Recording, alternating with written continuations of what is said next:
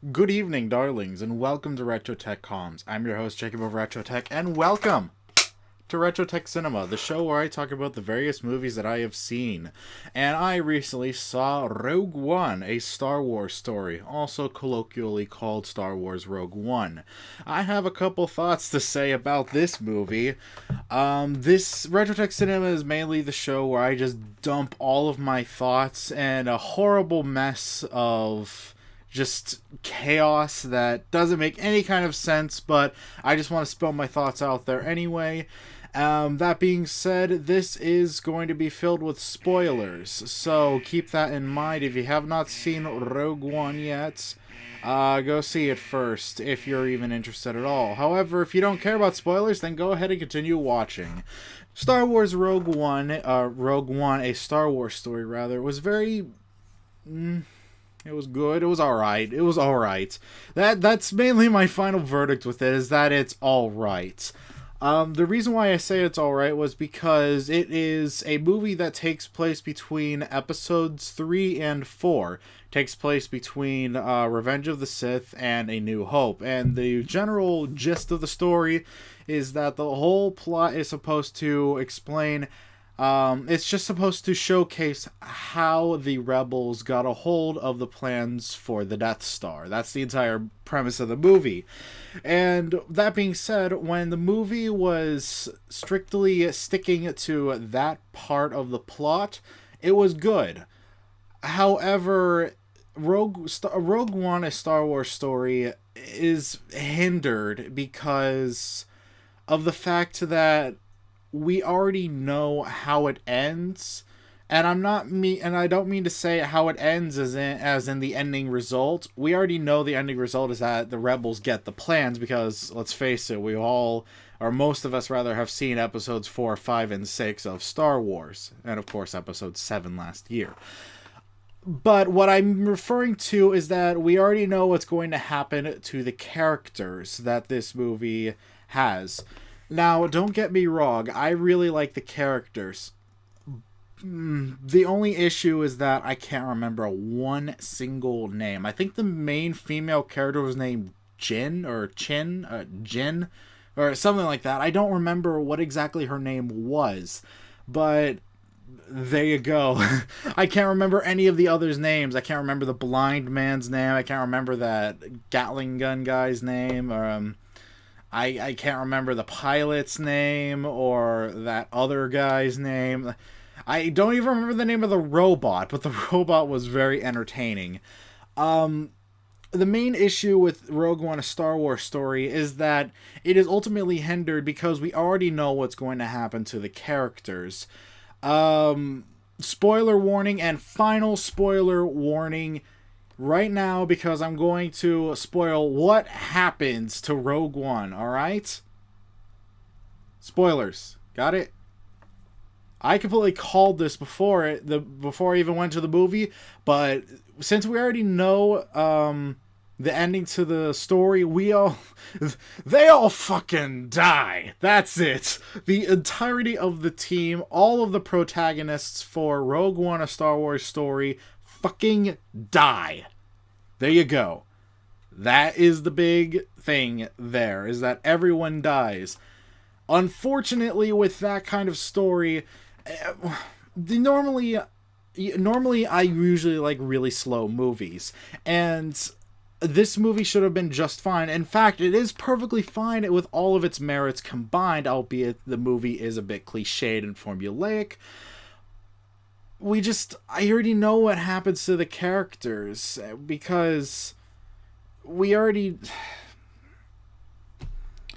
The characters never show up in the original trilogy, so obviously all the characters that are going to be in the movie, we never hear from again, or they die. And I call that they were all going to die. That being said, I can't... It's very difficult to convey these thoughts on this show because I do Retro Tech Cinema unscripted. That's why my Shin Godzilla video was such a mess, and why I decided to forego doing videos on Doctor Strange and that other movie I saw. I can't remember what it was. Anyway, I don't do this scripted, so it sort of comes off as thought vomit. With the characters in Rogue One, it seemed to be a pointless endeavor to build up the characters.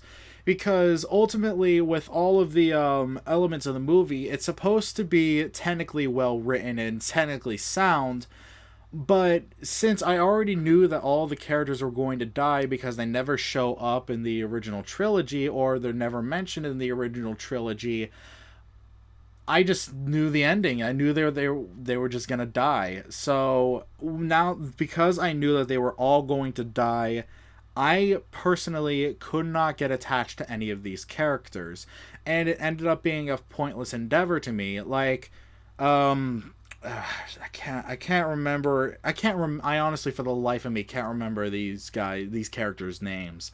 Um, the black guy with the white beard and the oxygen thing.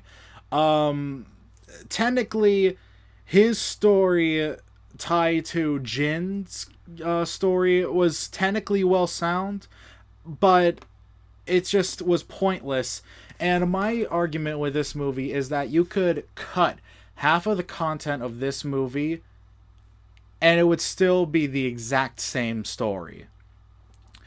And that's ultimately just my main problem, is that because I knew what was going to happen to the characters, I was able to get the plot point by point by point. I was able to guess it beforehand, so I couldn't get any sort of emotional connection. So when the characters ultimately died, I just didn't feel much of anything. The only character I was really sad to see die was the blind guy and the blind guy's friend, because I just, as cliched as those character archetypes are, I still find myself growing attached to the blind sensei and his, like, underling friend, and I just get attached to those characters naturally for whatever reason.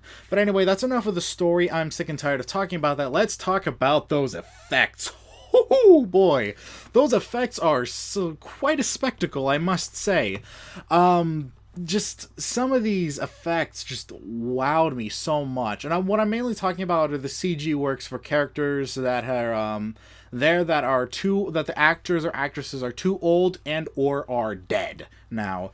And I'm talking about the CG work for the old guy, Tolkien, I think his name was. I can never remember his name. Even though I've seen the original trilogy so many times, I still can't remember his name. I'm just gonna call him Tolkien. Tolkien, his CG work fooled me. I was sitting with my friends. I was sitting in between Kevon and Daniel, and I was just like, "Is that the original actor?" And Daniel's like, "No, he's fucking dead. That's CG." I'm like, "Oh shit, that's CG? Yeah, that was CG," and that fooled me so well. And then, when at the end when the rebels get the plans and they speed off in the Corvette, freaking the effects, the CG work for Leia almost fooled me again too. I was just like, is that a younger actress that they recast? And like, no, that's CG work, and that was damn fine CG work. It fooled me until Daniel pointed it out, and then I saw the nuances and the imperfections in the animations, but before someone pointed it out, I didn't notice that they were CG. And I just thought, wow, that was phenomenal. I am so impressed with that CG work. I'm stuttering so much, but I can't gush over how much I was so impressed with those effects, because they were quite good. And the battle effects. The battles were pretty good, honestly, on all the planets. One thing that I found really weird with the story, we're going back to the story now, is that the plot seems to be very all over the place in terms of locale. And the first half of the movie, and well, actually, it's a trend throughout the entire movie. They just jump from planet to planet to planet to planet. Like, one scene, a 5-second scene, takes place on one planet, and they give it the whole title card and planet building and everything, and then we never hear from it again, ever. And we spent like 5 seconds, maybe 10 seconds on that planet before we cut to another planet, and it was just gone forever. Never to be mentioned again. And that's just, it was very cluttered and weird. And again, my main argument with this movie is that you could cut out half of the content, like cut out all the fluff and filler, and keep just the main part of it, like the main part that actually everyone cares about, and it'd still be the exact same movie. The exact same movie. And that's a detriment on the movie's part, because I appreciate what they were trying to do by doing character building and having characters with arcs and whatnot, and it was nice what they tried to do, but it was ultimately fruitless and pointless because we already know the ending to the movie. We already know the outcome, so you just can't get a true emotional attachment to these characters unless you've never seen the original trilogy before in your life. That being said, Rogue One, a Star Wars story, is going to be a good hit with the younger audiences who have never seen the original trilogy, because it's actually going to be a genuinely good movie to them because they won't know the outcome, so they have the potential to get attached to the characters. So for a cynical audience, an older audience such as myself, this movie has pointless fluff throughout it. But for the younger audience who's never seen it, it's going to be pretty darn good for them, and you know what? I can appreciate it for that. So again, my final verdict for Rogue One, a Star Wars story, is that it's alright. I mean, you could cut out 50% of the movie, it'd still be the same, but it's a good movie to watch at a friend's house. Anyway, that's all I have to say. Thank you so much for watching this episode of Retro Tech Cinema. I have been your host, Jacob of Retro Tech, and with that, cut!